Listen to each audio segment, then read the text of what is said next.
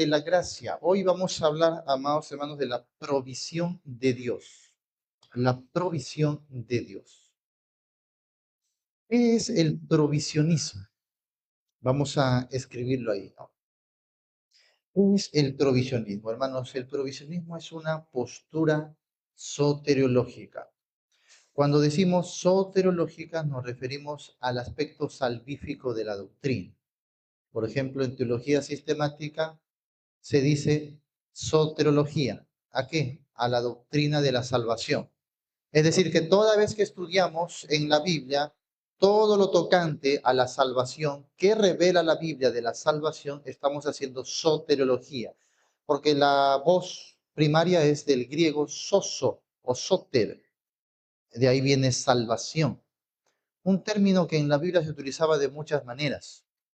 Salvar era proteger, curar, cuidar, sanar, ¿no? Involucraba un bienestar total. Eso involucraba la salvación. Ahora, cuando encontramos o el día de hoy el tema de la salvación, vamos a encontrar que hay distintas posturas acerca de la salvación. Pero sin embargo, no conocemos todas las que hay. Solo conocemos a veces, en la mayoría de casos, dos. La mayoría de creyentes conoce solo dos posturas soteriológicas o dos posturas en cuanto a la salvación. Las más conocidas son el calvinismo y el arminianismo. ¿Has escuchado algo de eso? Oye, calvinista, no, tú eres arminiano, no, tú eres calviniano, no, tú eres calvinista. Algunos somos calvinistas, pero esa es otra cosa, y esa es otra cosita. Ya, tiene nada que ver. A ver, el calvinismo es una postura teológica que tiene sus puntos, no voy a ahorita detallar eso, pero tiene sus puntos bien marcaditos. Ellos creen en 5 puntos fundamentales de la salvación. Y en resumidas cuentas, ellos creen que la salvación está limitada solo a unos pocos que han sido elegidos o predestinados para eso. Mientras que el arminianismo enseña casi igual porque cree en una depravación total, pero también cree que Dios le otorga gracia a cada ser humano para que pueda creer y recibir el Evangelio, y muy bien, pero sin embargo el arminianismo concluye en que si el ser humano en cualquier momento pierde la fe, pierde también su salvación, lo cual me dice que no es enteramente la salvación por gracia que enseña la Biblia, porque la salvación por gracia es que tú no haces nada para ser salvo. El arminianismo tiene que decir, no, tienes que perseverar para que llegues a la salvación. Si no perseveras, no vas a ser salvo. Ahora, déjenme decirles que ambas posturas se sostienen sobre versículos bíblicos. El calvinista va a sacar, por ejemplo, Romanos 8:29 o Efesios capítulo 1, versos 4 y 5. Nos escogió en él antes de la fundación del mundo, ¿sí o no? Muy bien, ¿ves? Ahí está la predestinación. Bueno, el arminiano también tiene sus versículos bíblicos. ¿Qué dice Mateo 24:13? Mas el que persevere hasta el fin, este será salvo. O sea, cada postura va a defender su línea, su pensamiento con versículos de la Biblia. Y tú estás como que ahí en una dicotomía. Ahora, ¿a quién le hago caso? ¿Quién dice la verdad? Porque los dos me sacan versículos bíblicos. Me van a sacar versículos en cantidad, ¿sí o no?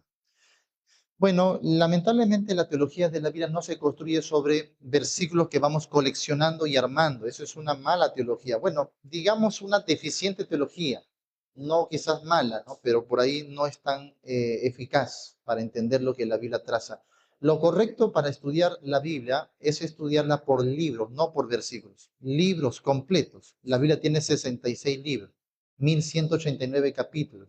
Y lo ideal es estudiarla de principio a fin y ir viendo cómo Dios reveló su teología en cada libro de la Biblia. Eso es lo ideal. Ahora, la diferencia entre la postura calvinista o la postura de los arminianos es que ellos parten de un principio, de una tesis, y luego van a la Biblia a buscar versículos que apoyen su tesis, si me dejo entender.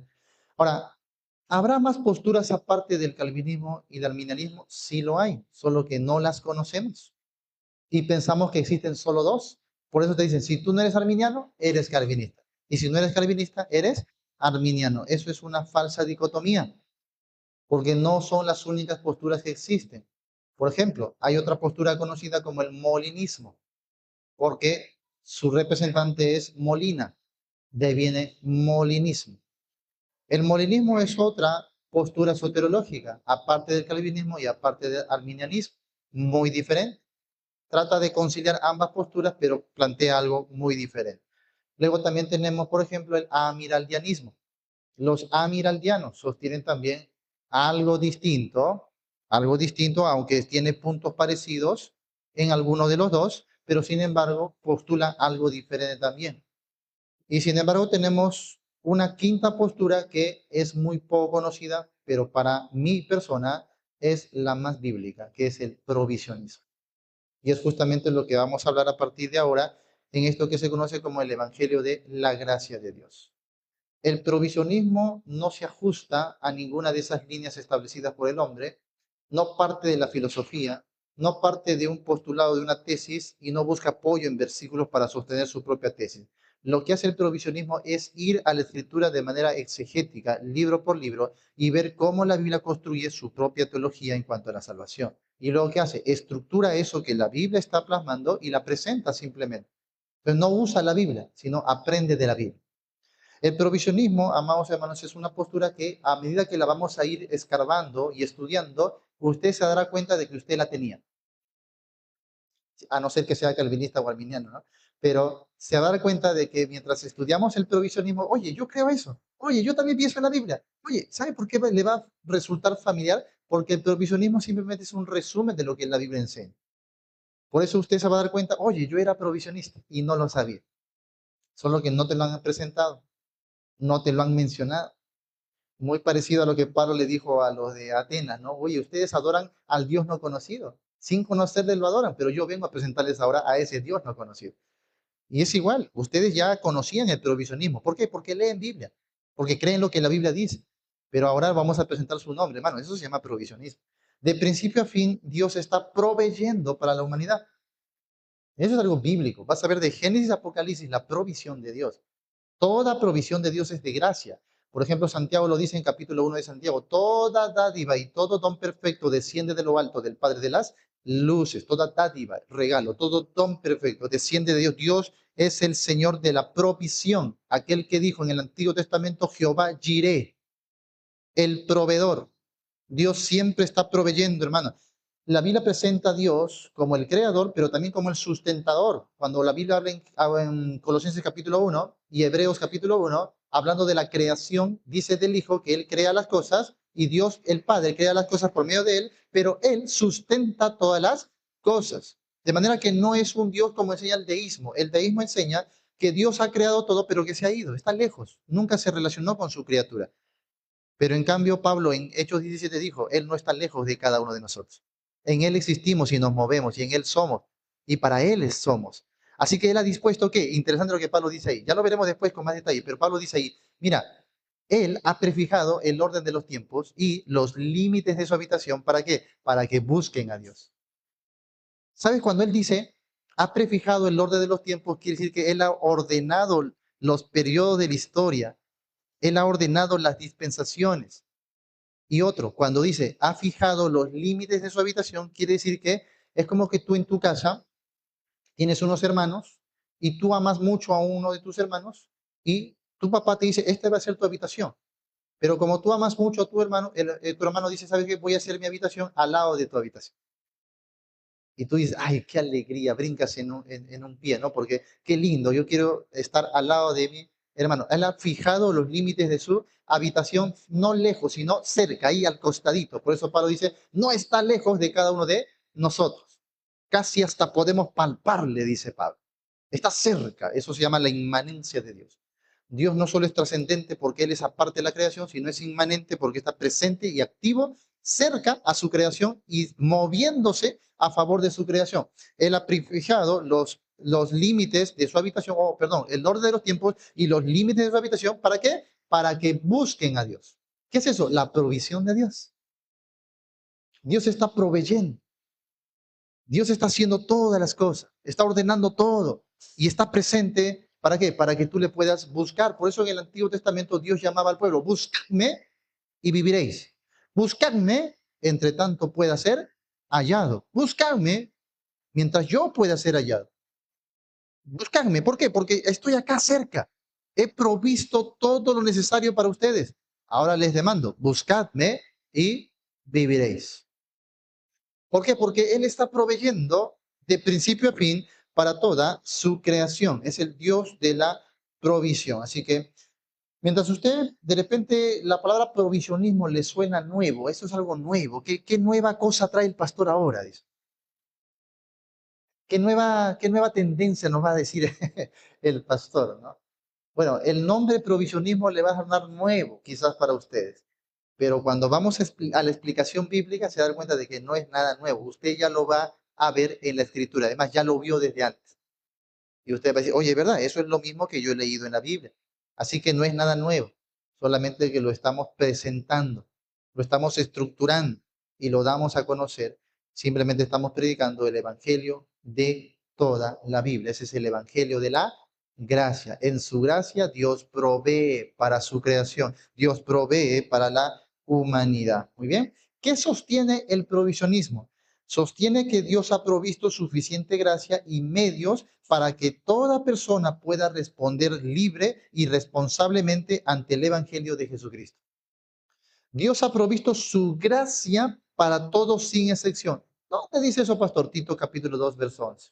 Léelo ahí. Dios ha provisto su gracia para salvación a toda la humanidad. Tito capítulo 2, versículo 11. ¿Lo tienen o no lo tienen? A ver, esperamos a los que están buscando. Tito capítulo 2, versículo 11. Muy bien.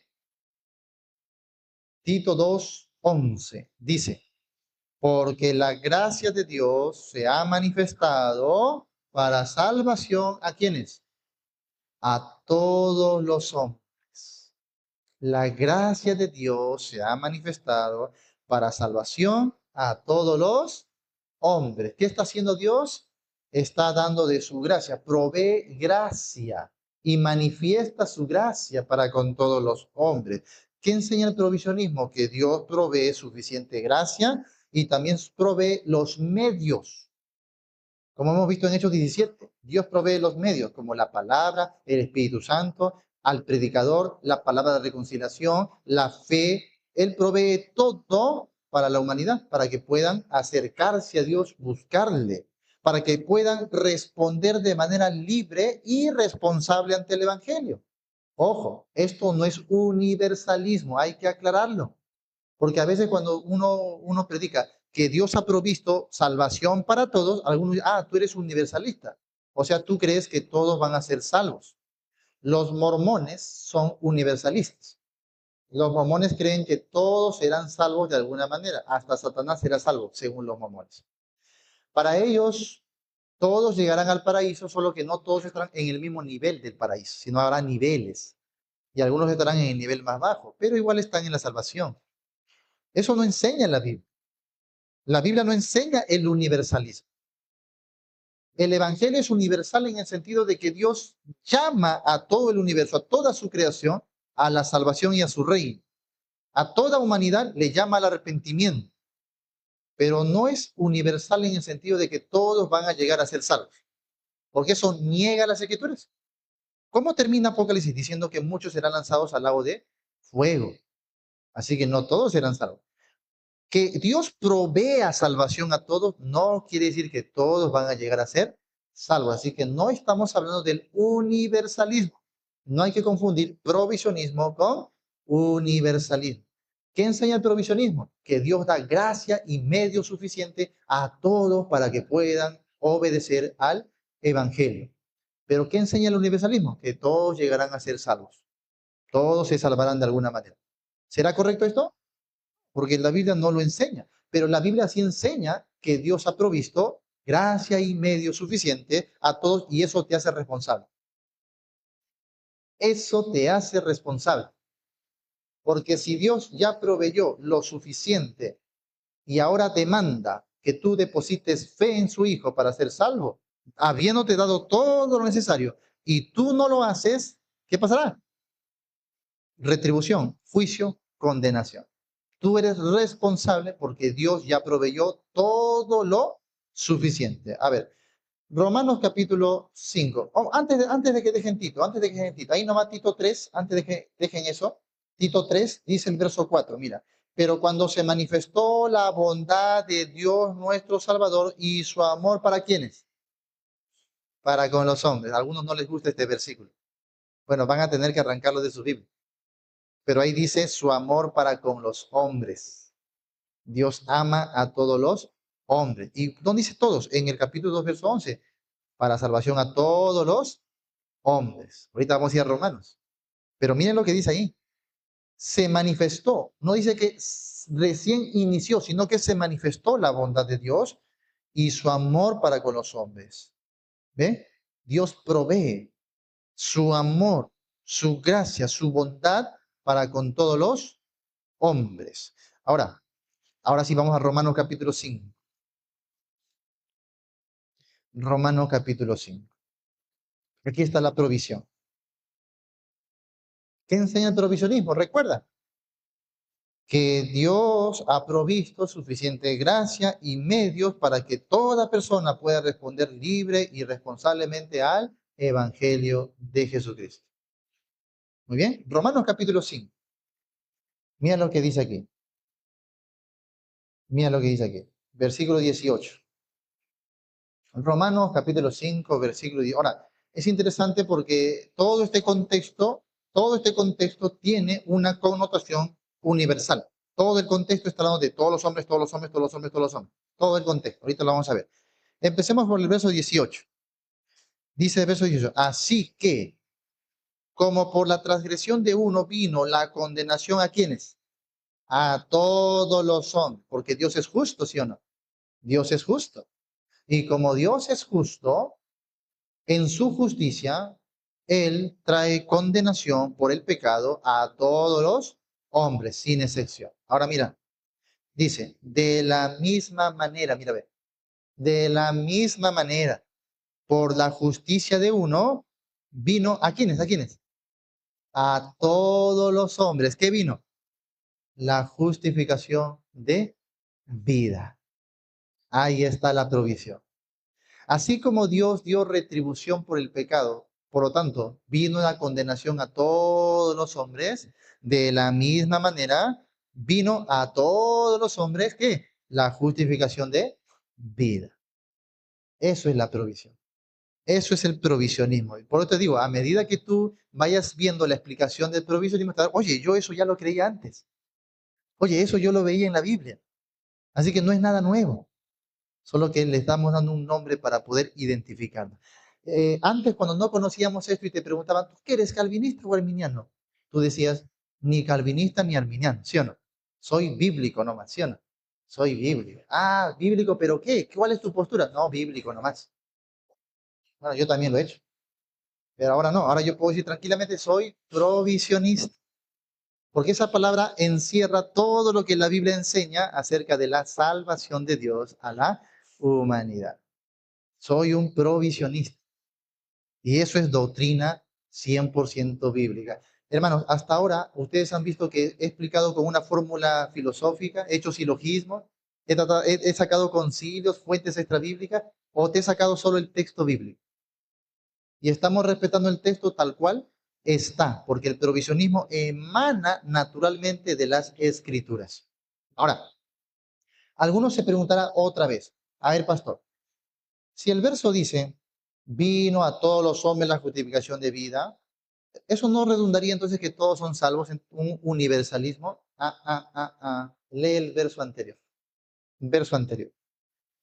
Pues si por la transgresión de uno solo reinó la muerte, mucho más reinarán en vida por uno solo, Jesucristo. ¿Quiénes? ¿Quiénes? Los que reciben, ¿qué?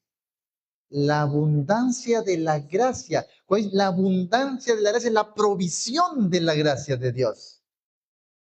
Los que reciben la abundancia de la gracia y el don, regalo de la justicia. Así que ¿todos se salvarán? No. La justificación de vida vino a todos, sí.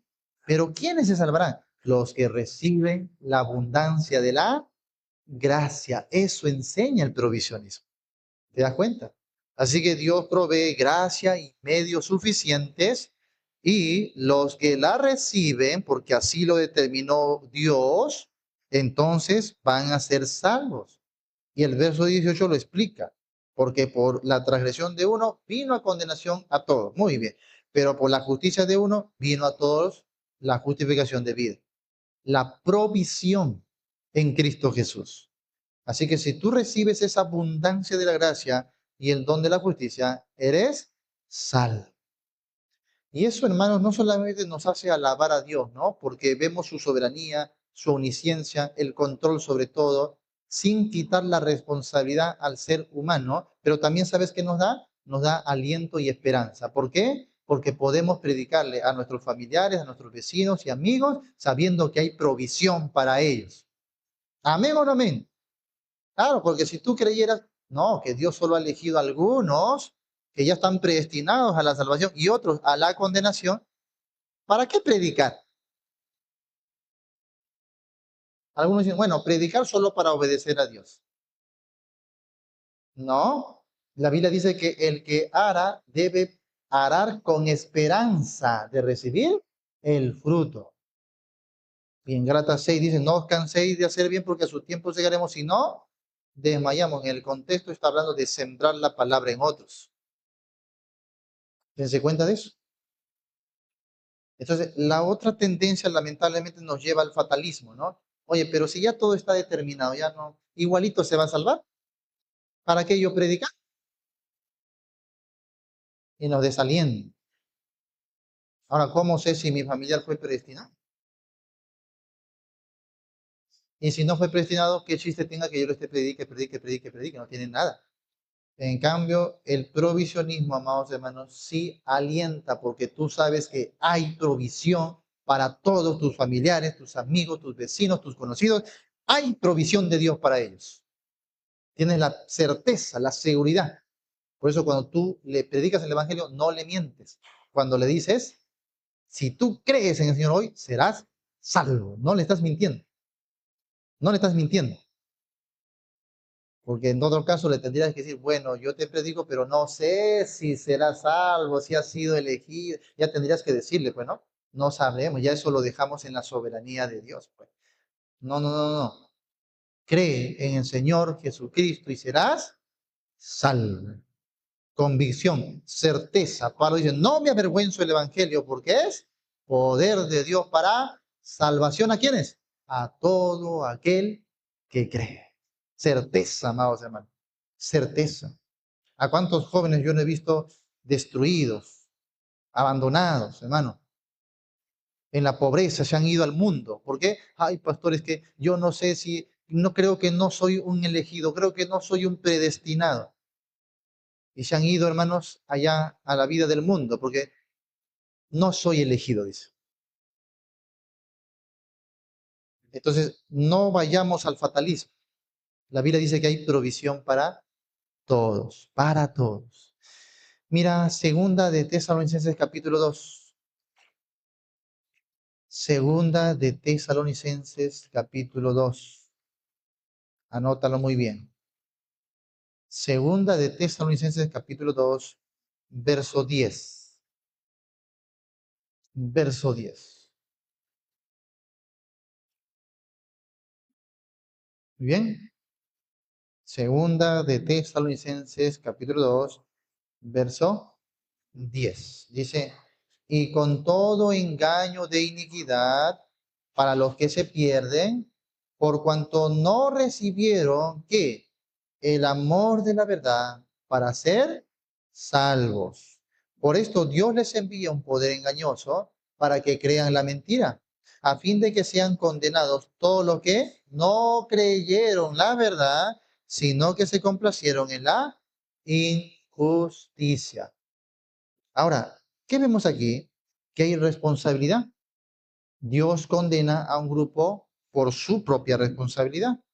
Pero ¿por qué ese grupo tiene responsabilidad? Porque el verso 10 dice que Dios le había provisto tres cosas. Ahí vas a ver tres elementos en la provisión de Dios. Primero, dice, no recibieron qué? El amor. Mira, si la Biblia dice no recibieron es porque se les estaba ofreciendo, pues, mi estimado. Porque si no se les hubiera ofrecido, como Dios dice, no lo recibieron. Es porque se les está ofreciendo. Primera provisión, amor, porque de tal manera amó Dios al mundo. Lo que vamos a leer en Tito capítulo 3, ¿no? Su amor para con los hombres, provisión de amor. Ellos no recibieron el amor. También, número 2, provisión de la verdad. Se les estaba dando la verdad. Provisión de verdad, y la verdad es el medio, es el camino para llegar a Dios. Y hay provisión de verdad para ellos también. Número 3, para ser salvos, provisión de salvación. Provisión de amor, provisión de verdad, provisión de salvación. La gracia de Dios se ha manifestado para salvación a todos los hombres. Pero el hombre, bajo su propia responsabilidad, siendo que Dios ha provisto todo para que pueda creer, ahora el hombre dice, no, no quiero. No recibe el amor de la verdad para ser salvo. Lo rechaza. Ah, por eso hay juicio y condenación. Porque responsablemente el hombre ha rechazado la gracia de Dios. ¿Puede el hombre culpar a Dios y decirle, Señor, tú me predestinaste a la condenación? ¿Tú no me diste opción a ser salvo? ¿Puede el hombre acusar a Dios de alguna manera o justificarse en que no fue un elegido? ¿Puede el hombre decir, Dios, tú no proveíste, no has provisto para mí? No, no tendrá excusa. Eso lo dice Pablo. Nadie se justificará delante de Dios. Así que Dios proveyó todo y el hombre simplemente lo rechazó. Rechazó. Pero sí había provisión. ¿Ven? Eso enseña el provisionismo. El provisionismo enseña lo que la Biblia enseña simplemente, ¿no? Así que nuevamente, ¿qué enseña el provisionismo? Que Dios ha provisto suficiente gracia y medios para que toda persona pueda responder libre y responsablemente al Evangelio de Jesucristo. Muy bien. A ver, vamos a el libro de los Hechos, capítulo 17. Cuando tú quieras entender lo que Pablo estaba diciendo en el verso 30 y 31, sería bueno que comiences a evaluar este pasaje por lo menos desde el versículo 16. Por lo menos, porque ahí vas a ver cómo Pablo llega a Atenas y vas a comenzar a predicar el Evangelio, ¿ya? ¿Y en qué punto Pablo comienza a predicar el Evangelio? Dice, por ejemplo, en el verso 24. El Dios que hizo el mundo, mira, ahí está, el Dios que hizo el mundo, creación, y todas las cosas que en él hay, siendo Señor del cielo y de la tierra, no habita en templos hechos por manos humanas, ni es honrado por manos de hombres, como si necesitase de algo, pues Él es quien da, mira, mira, mira, quien da a quienes, hermano, a quienes, a todos. ¿Qué significa dar? Proveer. Él viene y da, Él da a todos que da vida y aliento y ¿qué añade? Y todas las cosas. Él da no solo vida y aliento, Él da todas las, o sea, ¿hay algo que Dios no te haya dado? No, Él da todas las cosas. ¿A quiénes? A todos, dice, a todos por igual. Da a todos vida y aliento y todas las cosas. Ahí está la provisión de Dios para todos sin excepción. ¿Lo estás viendo o no lo estás viendo? ¿Lo estoy yo metiendo al versículo o usted lo está leyendo naturalmente en el versículo? Usted tiene que hacer esa comparación, ¿ya? 26, mira, y de una sangre ha hecho todo el linaje de los hombres. Dios ha hecho todo el linaje de los hombres para que habiten sobre toda la faz de la tierra. Dios ha provisto ahí toda la tierra para toda la humanidad. Y les ha prefijado, ahí está, el orden de los tiempos y los límites de su habitación. ¿Para qué? ¿Cuál es el propósito? Para que busquen a Dios. Para que busquen a Dios. Ahí está. Si en alguna manera, palpando, puedan hallarle. aunque ciertamente no está lejos, mira, mira, de algunos, dice, no, ¿de qué dice? De cada uno de nosotros. ¿Ves que Pablo, no creo que Pablo esté mintiendo en su predicación, ¿no? No creo que Pablo esté diciendo, mira, le voy a decir todos, pero no creo que sea todos. Voy a decirle de cada uno, pero sé que no es a cada uno. No creo que Pablo esté diciendo eso, ¿no? Pablo predicaba la verdad y él no mentía en su predicación. Él decía ahí, oye, yo creo esto, yo creo que él no está lejos de cada uno de nosotros. 28. Porque en él vivimos, mira, y nos movemos y somos, como algunos de vuestros propios poetas, filósofos, también han dicho, porque linaje suyo somos. Ahora mira, 29. Siendo pues linaje de Dios, ojo, ojo que se lo dice a los hombres, a todos, ¿ah? Siendo linaje de Dios, no debemos pensar que la divinidad sea semejante a oro, plata, piedra, escultura de arte o de imaginación de hombres, porque claro, ellos adoraban en un templo con imágenes, estatuas, ¿no? Pensando que todo eso eran los dioses. Y dice, verso 31, o 30, perdón, pero Dios, habiendo pasado por alto los tiempos de esta ignorancia, mira, ve, ¿a qué se refiere Pablo con habiendo pasado por alto? Dios tiene misericordia, Dios tiene paciencia, es tolerante con sus criaturas. Y esto lo está haciendo con todos por igual. Habiendo pasado por alto los tiempos de esta ignorancia, ahora, ¿qué hace Dios? ¿Qué hace Dios? Manda. Ahora, yo te pregunto, ¿a quién manda Dios? ¿Qué dice el pasaje? A todos. ¿A todos? ¿Quiénes? Los hombres. Mira la claridad del pasaje. Dios manda, no a algunos, dice, sino manda a todos los hombres. Ahora, ¿por qué manda Dios a todos los? Porque ha provisto para todos los hombres. Por eso dice, venid a mí todos los que estén cargados y trabajados, yo os haré descansar. ¿Está mintiendo Jesús? Ah, Jesús dice, venid a mí todos, pero Jesús no has provisto para todos. No creo, Jesús ha provisto.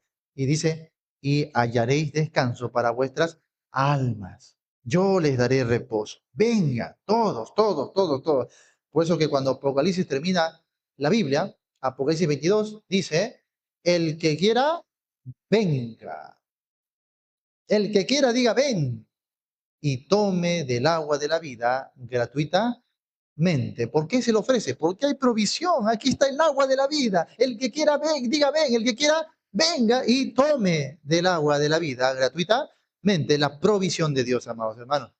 La provisión de Dios lo podemos ver en toda la Biblia. Toda la Biblia, ¿no? Entonces, quedemos ahí otra vez. Verso 30, ¿no? Pero Dios, habiendo pasado por alto los tiempos de ignorancia, ahora manda a todos los hombres en todo lugar. O sea, no está haciendo excepción de nadie. A todos los hombres en todo lugar. ¿Qué le manda? Que se arrepientan. ¿Por qué Dios le manda a todos que se arrepientan? Porque ha provisto para todos. Ha provisto salvación, ha provisto fe, ha provisto los medios suficientes. Ahora, ¿qué hace? Le demanda al hombre, arrepiente. Si Dios no hubiese provisto para todos los hombres, ¿cómo le demandaría? Cree. ¿Cómo le demandaría? Arrepiéntete, si no ha provisto para ellos. Así que mira, el mensaje de la Biblia es muy coherente. Dice ahí, verso 31, ¿por qué Dios manda a todos los hombres en todo lugar que se arrepientan? Dice, por cuanto ha establecido un día en el cual juzgará al mundo con justicia.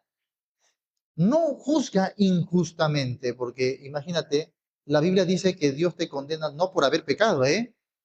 La Biblia te dice que Dios te condena porque a pesar de haber pecado, rechazaste, no creíste, te condena por no creer en que Él ha provisto salvación para ti. Al no creer, Él te lleva a la... ¿Por qué? Porque siendo rebelde a su mandato, rebelde a su llamamiento.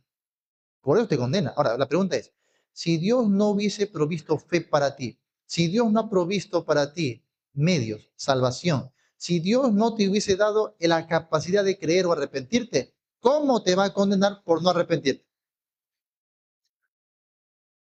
¿Cómo te va a condenar por no creer cuando Él no te dio la capacidad de creer? La Biblia dice que los hombres no son condenados por sus pecados. Si fuese así, todos estaríamos condenados, sin excepción alguna. La Biblia dice que somos salvos por la gracia y los que se condenan es por no creer. Pero, amados hermanos, si Dios no les dio el creer, ¿cómo les puede condenar por no creer? No tiene ningún sentido eso. No va de acuerdo a la Biblia. Pero Pablo dice que él juzgará al mundo con justicia, ya que te ha provisto, te ha hecho responsable, ahora tú o desobedeces o obedeces. Tú tienes la responsabilidad y Dios te la demanda. Por eso es juzgar con justicia. ¿Cómo? Dice, por aquel varón, o sea, Cristo, a quien designó, dando fe, ¿a quiénes, hermanos? ¿A quiénes? A todos. Otra vez. Dando fe a todos, con haberle levantado de los muertos. ¿Dio fe solo a algunos o dio fe a todos? A todos. Por eso es justa tu condenación. Dios habiendo provisto todo y tú dices, no me importa, no quiero, lo rechazas. Ahora, ¿quién se va a la condenación? ¿Dios te envía o tú solito te vas? Claro, lo dice Romanos 2, 4 y 5, ¿te acuerdas?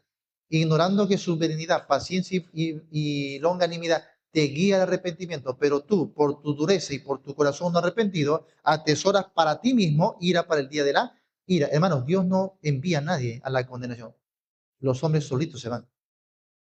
Porque Dios ha provisto salvación, gracia para ellos. Y el hombre dice, no quiero, me voy a la condenación. ¿Me dejo entender? Por eso el provisionismo es la doctrina bíblica que hace 100% responsable al hombre por su condenación al rechazar la gracia provista de Dios para él. Así de simple. Imagínate tú que estés en alta mar ahogándote, no tienes ningún medio, viene un salvavidas, te tira el salvavidas y tú dices, no quiero el salvavidas. Y luego se muere ahogado. Ahora, ¿vamos a llegar a la cárcel de salvavidas? No, ¿por qué? Si el salvavidas hizo todo lo posible, le dio y él no quiso. Él se murió porque él quiso, no porque no hubiera provisión para él. Ahora, verso 32. Mira la respuesta de los hombres. Pero cuando oyeron lo de la resurrección de los muertos, unos se burlaban y otros decían, ya teoríamos acerca de esto otra vez. Y así Pablo salió en medio de ellos. 34. Mas algunos creyeron, juntándose con él. Wow, la reacción, la actitud de los hombres ante la demanda de Dios, una demanda universal, sin excepción. ¿Cómo puede responder el hombre? Algunos dicen, ah, qué locura, se burlan, ya te oiremos, pero otros creen. Eso demuestra justamente la libertad y responsabilidad que Dios le ha dado al hombre. No es un universalismo, sino todos hubieran creído. Acá claramente dicen las respuestas múltiples del ser humano justamente por la libertad y la responsabilidad que Dios da al hombre. Por eso no todos responden igual. Y ese es el medio del asunto. Algunos comenzaron a crearse otro tipo de teología porque se plantearon preguntas filosóficas. Ese es el problema. Hoy día somos muy filósofos o queremos serlo. Pero el problema es que la Biblia no se ajusta a nuestra filosofía o lógica. Ese es el problema, hermano. Ese es el problema. A ver, la Biblia dice que Dios es uno en tres personas. ¿Cómo eso se ajusta a tu lógica? ¿Se ajusta a tu lógica o no? No, no. ¿Cómo Dios va a ser uno en tres personas? Eso no se ajusta a la lógica de nadie. No trates de filosofar con eso. Pero sin embargo, ¿es revelación bíblica o no? Punto. La Biblia no se ajusta a tu lógica. Tú tienes que ajustarte a la Biblia. Tu lógica tiene que conformarse a la Biblia, no la Biblia a tu lógica. ¿Me dejo entender? ¿Cómo? La Biblia dice que Dios existe sin principio y sin fin. ¿Cómo eso tiene lógica para ti? Tú ves en un mundo donde todo tiene un principio, todo tiene una existencia, pero Dios no tiene existencia. Dios no necesita a alguien para existir, Dios no nace de nadie. ¿Cómo eso se ajusta a tu lógica? No se ajusta. Lo crees porque la Biblia lo revela. El problema es que cuando queremos que todo ajuste a nuestra lógica, por ejemplo, ¿no? A ver, si Dios quiso salvar a todos y si Dios proveyó salvación para todos, ¿por qué no todos se salvan? Así que tratan de filosofar. Ah, la respuesta es que no, Dios no ha provisto para todos, sino solo para algunos. Y solo esos algunos se salvan. Esa es la respuesta. Quieren que la Biblia encaje en su lógica. Pero hermanos, Dios no ha hecho la Biblia según tu lógica. Dios ha hecho la Biblia según su omnisciencia, presciencia, inteligencia, conocimiento y sabiduría. Así dice Dios. Como son los cielos más altos que la tierra, así son mis pensamientos más altos que vuestros pensamientos. Pablo dijo en Romanos 8, ¿quién le enseñó al Señor? ¿Quién será su consejero? ¿Quién le instruirá? ¿Tú podrás aconsejar al Señor? ¿Podrás decirle cómo hacer las cosas mejor? No, pues. Entonces, ¿cómo pretendes que la Biblia, la palabra de Dios, se ajuste a tu propia lógica? Así no es. Tú tienes que conformarte a la Biblia, la palabra de Dios. Y la Biblia está diciendo que Él ha provisto salvación para todos. Y la Biblia dice que si no todos se salvan, es simplemente por eso, porque Dios lo ha provisto y le ha dado responsabilidad a todo ser humano.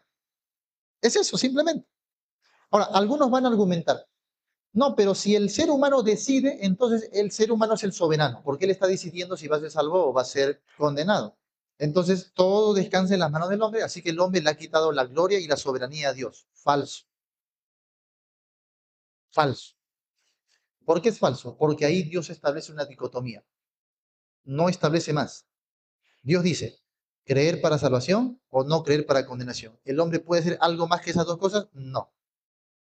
¿Quién establece esos dos caminos? Dios. El hombre, al creer para salvación o rechazar para condenación, siempre estará en la soberanía de Dios, porque Él ha determinado solo esas dos cosas, solo esos dos caminos, solo esos dos medios, solo esos dos fines. No hay más. Si el hombre quisiera escapar a la soberanía de Dios, tendría que dar una tercera opción. A ver, no creo para salvación, tampoco rechazo o soy incrédulo para condenación. Elijo una tercera opción. Voy a hacer mi misil y me voy a ir a otra galaxia. Ya que Andrómeda está más cerca, pues voy a ir a Andrómeda y ahí voy a vivir lejos de Dios. ¿Podrá hacer eso el hombre? No, el hombre nunca podrá escapar a la soberanía de Dios. Si él rechaza, será condenado. Y si él cree, será salvo. Todo eso está bajo el decreto soberano de Dios. Así que el libre albedrío, amados hermanos, nunca le quita la soberanía a Dios, sino confirma la soberanía de Dios. Porque el hombre no puede escoger más de esas dos cosas que Dios ha provisto. Dios dice, escogeos ahora. ¿Qué queréis? ¿La vida o la muerte? Punto. No hay más. No puedes escoger una tercera opción. No puedes escogerlo. Porque siempre estaremos bajo la soberanía de Dios. Así que eso es un argumento que es fácilmente refutado por las Escrituras. Así que aquí dice que el hombre, algunos creen, algunos rechazan.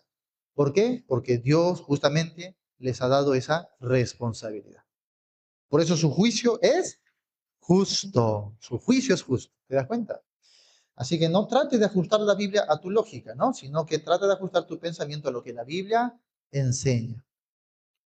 Así que ya sabemos, otra vez, el provisionismo es la doctrina bíblica que enseña que Dios ha provisto suficiente gracia y medios para que toda persona pueda responder libre y responsablemente al Evangelio de Jesucristo. Toda persona.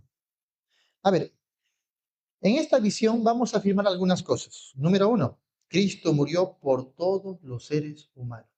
De manera que Cristo es la provisión para la humanidad. Pastor, pero ¿dónde dice eso la Biblia? Oye, en Navidad, ¿no has visto tú las películas, por lo menos, si no lees Biblia?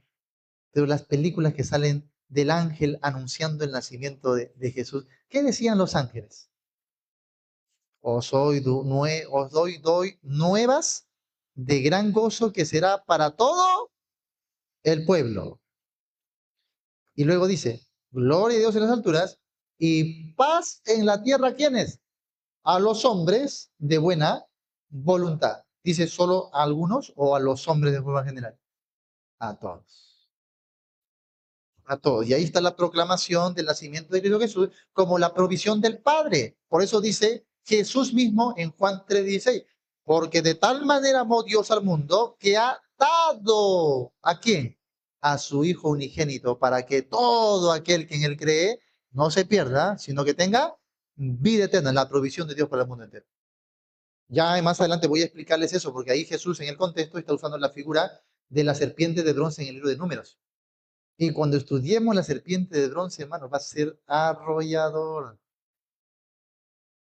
Va a ser contundente de que el Señor proveyó salvación, propiciación, justificación, redención en Cristo para todos sin excepción alguna. Pero mientras tanto, confórmate con Juan 3:16. ¿Qué dice? Porque de tal manera amó Dios al mundo, al mundo. ¿Qué ha dado? A su Hijo unigénito, la provisión de Dios, amados hermanos. La provisión de Dios. Esto se ve en el libro de Ruth. Ya más adelante estudiaremos el libro de Ruth. Bueno, se ve en toda la Biblia, pero te lo puedo dar así por ejemplos. En el libro de Ruth, date cuenta que cuando sale Noemí con su esposo, Elimelech, ¿no? Su esposo, sale con su esposo, con sus hijos, Malión, Kelión, y se van de Belén. ¿Qué significa Belén? Casa de pan. Y ellos se van porque acá no hay pan, dice. En la casa de pan no hay pan. Y se van de Belén, se van a Moab, a los enemigos del pueblo de Dios.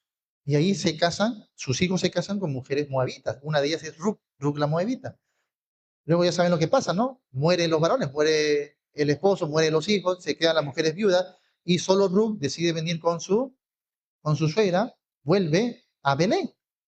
Y qué interesante porque el texto dice que cuando oyeron que Dios había visitado a su pueblo, y dijeron, oye, en la casa de pan ya hay pan.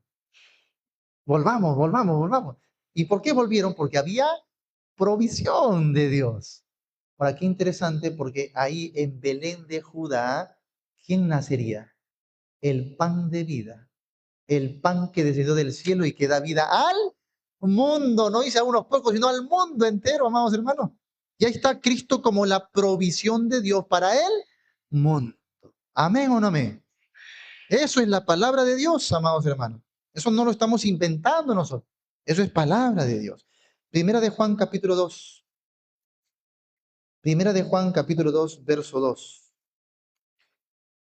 Como les dije, amados, mientras veamos más y más la escritura, usted estará cada vez más convencido de que ya creía en esta posición, solo que no sabía cómo se llamaba. ¿No? Pero ya lo creía. ¿Por qué? Porque emana naturalmente de las escrituras. Primera de Juan capítulo 2, versículo 2, hablando de Jesucristo, según el verso 1, es Jesucristo el justo, dice, y Él, o sea, Jesucristo, es la propiciación. ¿Se acuerdan que yo les dije qué significa propiciación? ¿Se acuerdan qué significa? Propiciación significa satisfacción. Para que entiendan, en aquellos tiempos los hombres pensaban que cada vez que pasaba cosas malas, los dioses estaban enojados. Si habría inundaciones, uy, los dioses están enojados. ¿Sí o no? Si había fuertes lluvias, uy, los dioses están enojados. Hay tormenta, uy, los dioses están enojados. Entonces, ¿qué hacían ellos? Ellos creían que si presentaban una ofrenda en sacrificio a los dioses iban a aplacar su ira. Esa ofrenda se llamaba propiciación, ofrenda propiciatoria, que significa satisfacción. O sea, si el dios o la divinidad estaba a gusto con esa ofrenda, allá, aplacaba su ira, propiciaba el pecado del pueblo de los hombres. Ese término se usó aquí para decir lo que Dios hace con nosotros. Cristo es la propiciación, o sea, la ofrenda que satisface la demanda divina de justicia por el pecado. Él es la ofrenda por nuestros pecados, está diciendo. ¿Me dejo entender? Él es la satisfacción. Él es la propiciación por nuestros pecados. Y mira, mira, mira. Y no solamente por los nuestros, sino también por los, ¿qué dice? De todo el mundo. ¿Clara o no clara la palabra de Dios? Clara, sencilla. Cristo es esa ofrenda que satisface la demanda de la justicia de Dios. Pero esa ofrenda no solo es en favor de nosotros, dice la iglesia, sino también por todo el mundo. Por todo el mundo, ¿no? Y eso enseña el provisionismo. Cristo murió en favor de todos los seres humanos. haciendo posible la redención para toda la humanidad. Bien. Ahora, otra cosita muy importante. La gracia de Dios es preveniente y capacitadora, permitiendo que el ser humano, aunque afectado por el pecado, pueda responder con fe al llamado del Evangelio. Por eso dice Efesios capítulo 1, versículo 13.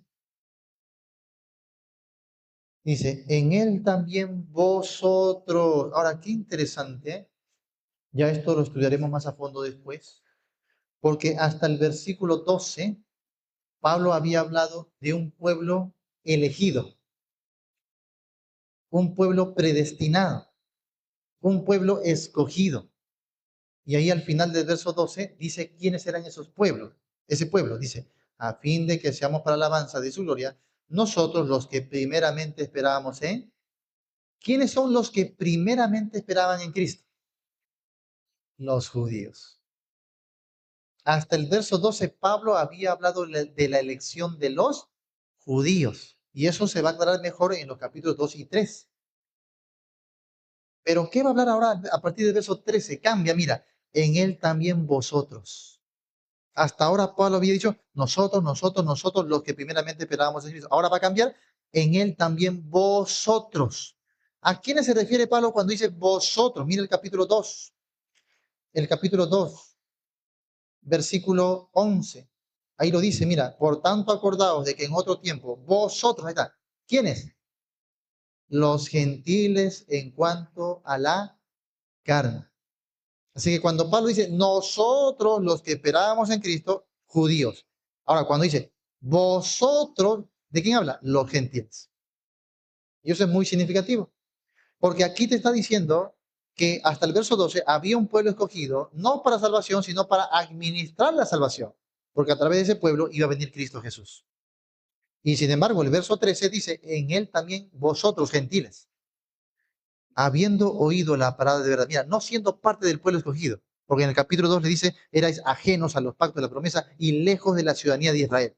Así que no siendo parte de ese pueblo escogido, dice, solo habiendo oído primero la palabra de verdad. ¿Qué es esa palabra de verdad? El evangelio de vuestra salvación. Ahí está el evangelio. Habiendo oído el evangelio de vuestra salvación y habiendo ¿qué? Creído. Hermano, se oye el evangelio y se cree al evangelio. Muchos oyen, pero no creen al evangelio.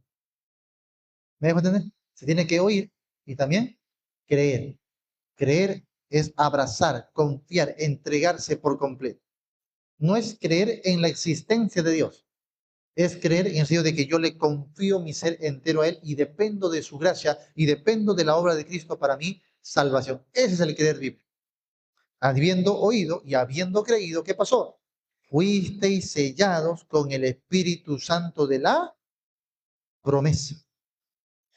Y dice que ese Espíritu Santo permanece en nosotros como unas arras, como las garantías, hasta que recibamos la herencia. Ahora, qué interesante porque en el capítulo 3 dice que los gentiles son añadidos a la herencia juntamente con los judíos por medio del evangelio. No por medio de alguna otra cosa, sino por medio del evangelio. Esa es la provisión de Dios. La provisión de Dios está en toda la Biblia, para todos los hombres, para todos sin excepción alguna. Ahora, por eso Dios también llama la atención de la humanidad mediante ejemplos de gracia, podríamos llamarle gracia común.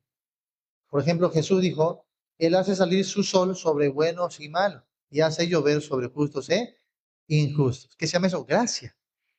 Cuando el Señor toma ese ejemplo, nos dice, oye, ¿cómo Dios hace llover tanto sobre los malos y sobre los justos? O sea, no está haciendo excepción de personas, está proveyendo para todos. Es lo que Pablo dice también en el libro de los Hechos.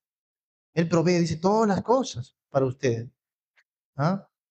¿Qué entendemos por medio de eso? Que es el Dios de la gracia, que Él provee para toda la humanidad. Y a veces el hombre, con solo entender eso, no le basta y rechaza la gracia de Dios. Rechaza la gracia de Dios. Pero los que creen, obviamente, reciben las bendiciones del Señor, ¿no?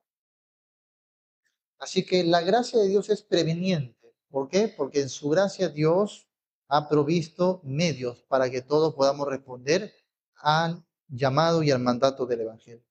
Otra cosita muy importante. La fe no es una obra meritoria. La fe no es una obra meritoria. Es una respuesta humana libre a la iniciativa divina y a su provisión. ¿Cuándo se presenta un problema? Cuando alguien quiere entender la fe como obra. Por eso que hay grupos que creen que, mira, el hombre ni siquiera cree, no hace nada. ¿Ves? Hay grupos que creen que un hombre estaba en la calle paseando libremente o estaba en una discoteca, estaba tomando alcohol y de pronto Dios le dio la fe sin haber hecho absolutamente nada. Dios trajo al Espíritu Santo a su vida y le regeneró. Él no sintió nada, simplemente Dios lo regeneró sin haber creído, sin haberse arrepentido, nada. Recibió al Espíritu, fue regenerado sin haber hecho absolutamente nada. Y este hombre puede seguir ahí pecando en el mundo, incluso puede seguir años habiendo nacido de nuevo, puede seguir años ahí en el mundo, hasta que de pronto un día llega a un lugar donde predican el Evangelio y cree. ¿Por qué cree? Porque Dios ya lo regeneró antes. Y eso contradice la Biblia, hermanos. Una cosa es filosofía para que encaje en tu línea teológica y otra cosa es lo que la Biblia enseña. Porque ya en las próximas sesiones yo voy a demostrar bíblicamente de que la regeneración no antecede a la fe. Primero es fe y como resultado de la fe, regeneración. Y eso lo voy a sustentar capítulo y versículo, verso a verso. Primero la fe en respuesta a la gracia de Dios y entonces viene la regeneración. ¿Cómo es? Tú te pones a pensar que primero Dios te regenera para que después recién puedas creer y arrepentirte. ¿Sabes por qué hacen eso? Porque ellos piensan que la fe es una obra. Así que si tú ejercieras fe, estarías obrando para salvación y le quitarías la gloria a Dios. Hermano, según la Biblia, ¿fe es obrar? No. Según la Biblia, fe es no obrar. A ver, vamos a leerlo. Mira cómo la Biblia habla de manera tan sencilla y clara, ¿no? Romanos capítulo 4. Romanos capítulo 4. Tomando el ejemplo de Abraham, tomando el ejemplo de Abraham, dice, ¿qué pues diremos que halló a Abraham nuestro padre según la carne? Porque si Abraham fue justificado por las obras, o sea, en el hipotético caso, supuestamente, si Abraham hubiese sido justificado por las obras, tiene de qué gloriarse, pero no para con Dios. O sea, Abraham no se gloriaría en Dios, sino en sus obras. Por eso Efesios 2 decía, no por obras para que nadie se gloríe. Y si Abraham fue justificado por obras, tiene para gloriarse, pero no para con Dios. 3. Porque, ¿qué dice la Escritura?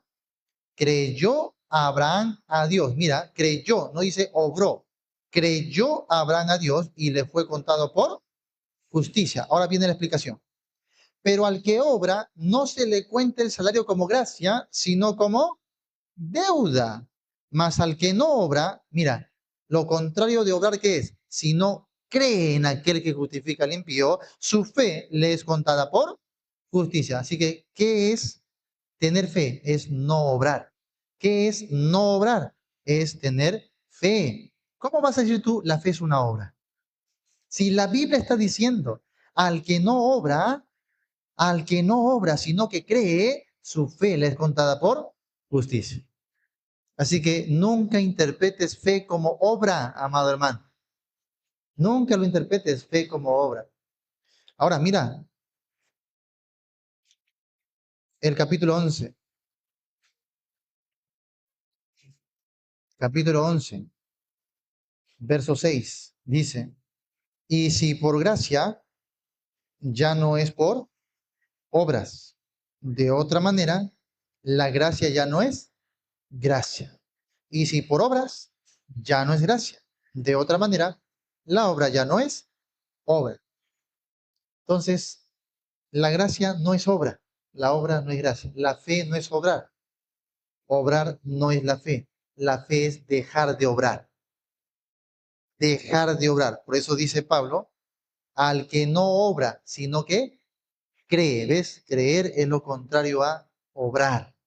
Así que nunca pienses que la fe es obrar, la fe más bien es confiar. ¿Confiar en qué? En la obra de Cristo, no es obrar.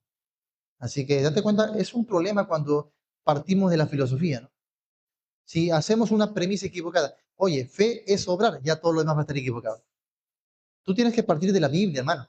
Y la Biblia dice que fe no es obrar. Fe no es obrar. Efesios capítulo 2. Efesios capítulo 2. Dice así, verso 8. Porque por gracia sois salvos por medio de la fe. Y esto no de vosotros, pues es don de Dios, no por obras. ¿Dónde dice que la fe es obra? Al contrario, está diciendo por medio de la fe y no por obras, porque depositar fe en Cristo no es obrar. Así que cuando alguien se arrepiente y deposita fe en el Salvador, no le está quitando la gloria de Dios. Al contrario, se está ajustando a la soberanía de Dios, que ha dicho, todo aquel que cree, todo aquel que invocare el nombre del Señor será salvo. Así que mucho cuidado, hermanos, con nuestro pensamiento, con nuestra filosofía, cuando eso tuerce lo que naturalmente enseña la palabra. Ahí sí hay que tener bastante cuidado. Así que, hermanos, la fe no es una obra meritoria del hombre. No, no, no. La fe es más bien dejar de obrar para confiar en la obra de Cristo Jesús. Eso es la fe. Ahora, hermanos, último punto. Dios desea sinceramente la salvación de todos los hombres y su oferta de gracia es genuina, o sea, es verdadera, no es ficticia, no es falsa, no es hipotética, no es solamente una prueba. Su oferta de gracia es genuina. A ver, vamos a ver, 1 Timoteo capítulo 2, verso 4. Vamos unos versos antes para que con el contexto refuerza más, ¿ya? 1 Timoteo capítulo 2. Primera de Timoteo, capítulo 2. Vamos desde el verso 1. Mira, exhorto ante todo a que se hagan rogativas, oraciones, peticiones y acciones de gracias por quienes. Mira el común denominador por todos los hombres. Hay que hacer oración por todos los hombres, por todos los hombres. Ahora, es interesante porque yo he escuchado a algunos que dicen, ¿sabes qué? No hay que orar por los impíos, no hay que orar por otras personas. No, no, no. Y todavía dicen, Jesús en Juan 17 no oró por todo el mundo. Dijo, Señor, yo no oro por el mundo, oro por solamente ellos. Pero ¿por qué no sigues leyendo los versos que siguen? Cuando dice, Señor, yo oro por ellos para que el mundo crea. ¿Ah? Claro que en ese momento Jesús no oró por el mundo porque estaba orando por una oración sacerdotal por el ministerio de sus apóstoles. Pero ¿para qué iban a ejercer el ministerio de los apóstoles? Para predicar al mundo. Por eso no oro por el mundo, oro por ellos. ¿Pero para qué oro por ellos? Para que el mundo crea. No leen el contexto. Y ese es el problema el día de hoy cuando nos basamos en textos sin el contexto. Tienen que leer todo el contexto. Acá dice, por todos los hombres. Hagan oración por todos los hombres. Así Jesús como oró por todos los hombres también. 2, por los reyes y por todos los que están en eminencia, sin excepción alguna, todos los que están en eminencia, o sea, los que tienen gobierno, autoridad, por todos, dice, para que vivamos quieta y reposadamente en toda piedad y honestidad. Verso 1 decía todos los hombres. Verso 2 decía todos los que están en eminencia, todos los reyes. Muy bien. Verso 3, porque esto es bueno y agradable delante de Dios nuestro Salvador. Hablar de salvación. Dios nuestro Salvador. Verso 4, el cual quiere que, ¿qué dice? Todos los hombres sean salvos. ¿Tú crees esto, hermano? Porque algunos no creen. Bueno, si el texto dice que Dios quiere que todos los hombres, pero no puede ser posible que Dios quiera que todos sean salvos. Porque si Dios quiere que todos sean salvos, mira, aplican la filosofía. Si Dios quisiera que todos sean salvos y no todos lleguen a ser salvos, entonces no se cumplió el deseo de Dios. Sí, Dios quiere que todos sean salvos. Por eso ha provisto salvación en su Hijo para todos. Y se cumple la demanda del Evangelio, porque no solo es creer para salvación, también es que si rechazas serás condenado y culpable de la sangre de Cristo. Así que no importa si el hombre rechace o crea, siempre el sacrificio de Cristo será eficaz en el plan de Dios. Siempre. Entonces dice ahí, Él quiere que todos los hombres sean salvos y vengan ¿a dónde? Al conocimiento de la verdad. Pero ¿cómo Dios va a querer que todos sean salvos y no provee salvación para todos?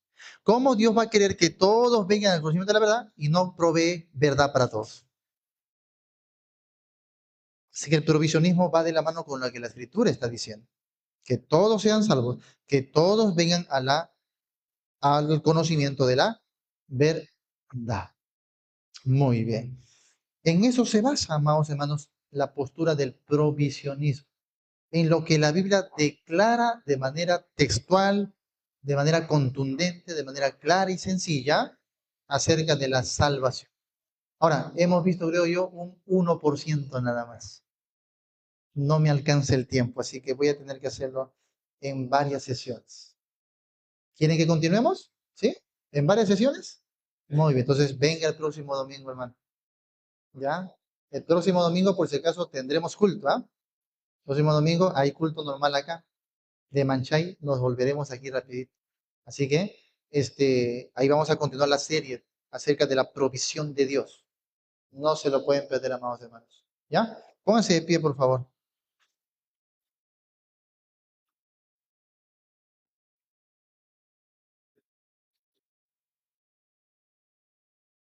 ¿Por qué, pastor, esta palabra, aunque es nueva, este provisionismo, ha traído edificación a mi vida si yo no la conocía antes?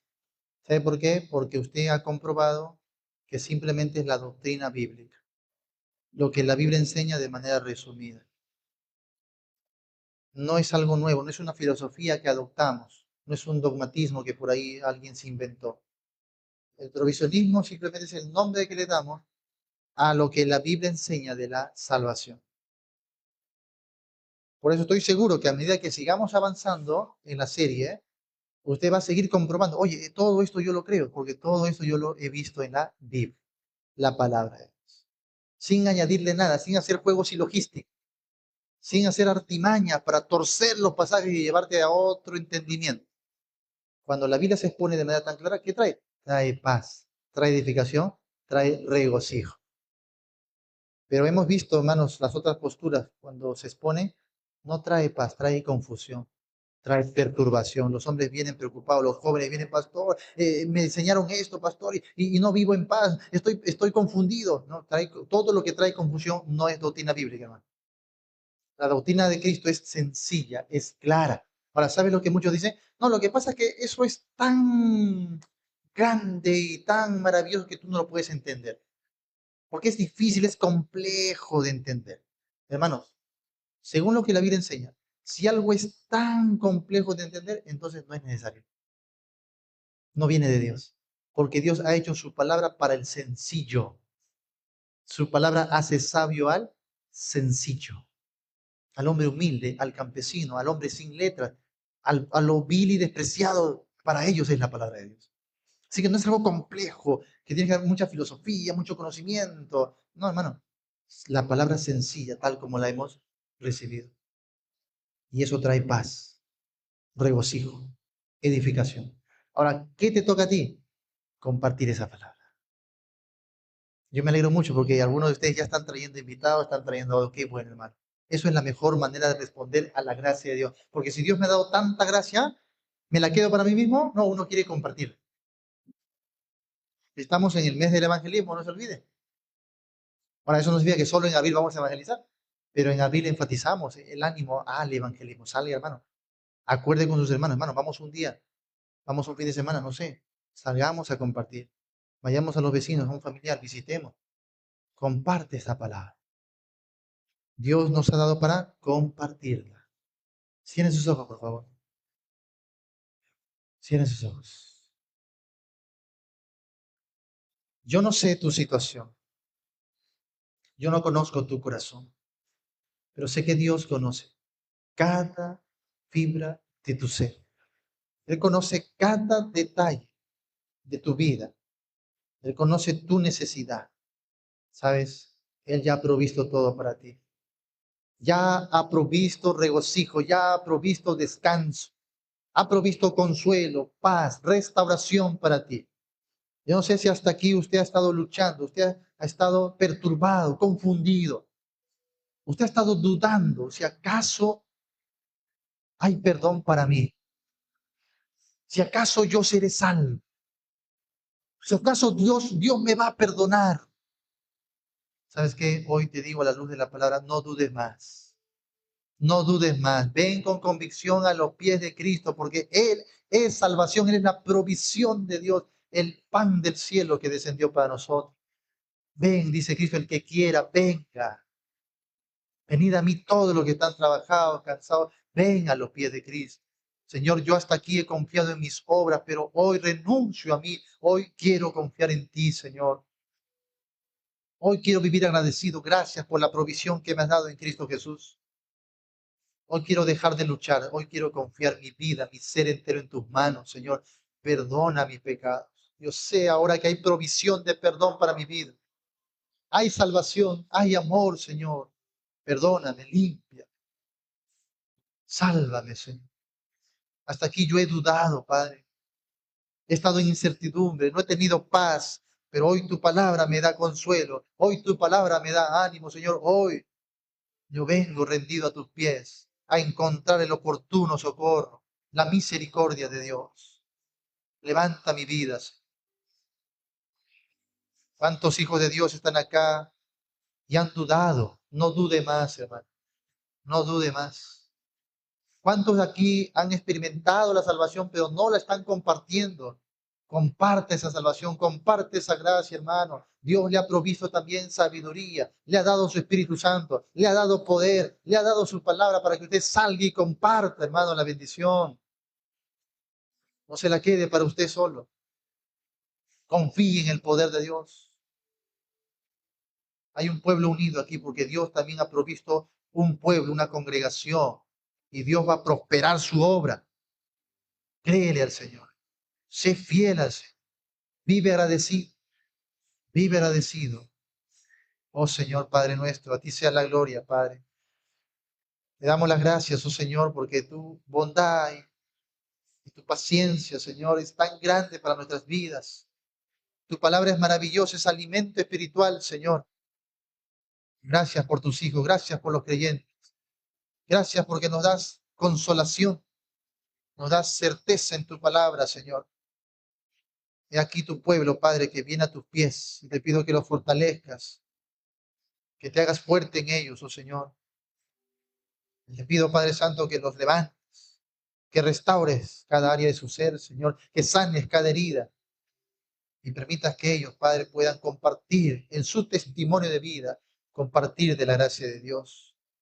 Ellos puedan salir, Padre, con convicción de que tú has provisto gracia, perdón, salvación para sus hijos, para sus padres, hermanos, familiares, amigos, vecinos, Señor. Certeza en tu evangelio, Padre. Certeza de salvación. Oportunidad para todas las personas, oh Señor. Usa a mis hermanos, Padre. Dales poder, dales convicción, dales sabiduría, oh Señor. Usa a tu pueblo, Padre Santo. Te damos gracias por Jesucristo, Señor. Gracias por esa provisión inagotable en Cristo, por esa propiciación, por esa vida eterna que se manifiesta en Él, Padre, que nos conduce a la comunión con Dios. Si hay alguien, Señor, que en esta oportunidad, escuchando tu palabra, Señor, se da cuenta de su necesidad de Dios y quiere volver a Dios, hoy quiere reconciliarse con Dios. Sálvale, Señor, restaura su vida, sánale, Padre. Perdónale, Señor, en Cristo Jesús. Perdona ahora, Señor, todo pecado. Perdona toda impiedad. Borra todo el pasado, Señor. Haz nuevas criaturas en Cristo Jesús. Oh, Señor, levanta sus vidas, Padre Santo. Nos encomendamos a tus manos, a tu gran misericordia, oh Dios. A ti sea la gloria y la honra por tu palabra que trae gozo a nuestras vidas. que trae ánimo, que nos levanta en medio de tanta necesidad, Señor. Sé que hay dolencias, hay escasez, hay luchas, hay pruebas, pero tu gracia nos sostiene, oh Señor. A ti sea la gloria, Padre. Te pido por los nuevos en la fe para que sean fortalecidos, Señor, para que no desmayen, para que no claudiquen ante las pruebas, para que su fe sea firme en Cristo, que sigan adelante, Señor, en tu gracia y tu bondad. Ayúdalos, dales firmeza, Padre. Y a los hermanos también, que ya van corriendo, Señor, ya van avanzando. Úsales, Padre Santo. Úsales para llevar ánimo, para llevar consuelo, para llevar palabra tuya, Señor. Y danos fuerzas, Padre, porque no es fácil la labor. Danos fuerzas para seguir predicando, para seguir yendo, Señor, a muchos lugares.